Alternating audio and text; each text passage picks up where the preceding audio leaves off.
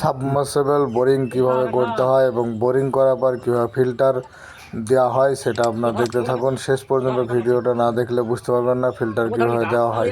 তাই বলছি ভিডিওটা স্কিপ না করে শেষ পর্যন্ত দেখতে থাকুন, পাশে থাকবেন।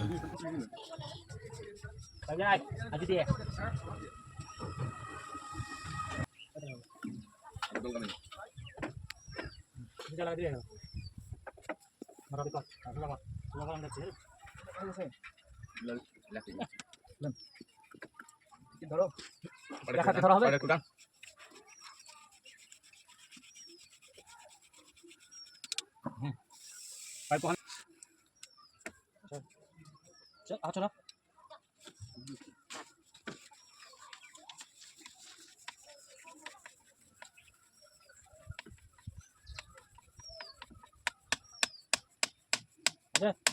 মোটো কিছু বুঝি না। হ্যাঁ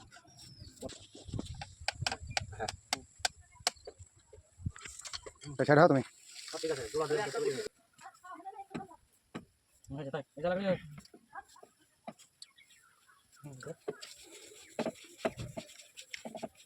হেভি মানে হেভি ঘুম আছে। যাচ্ছি দেখো।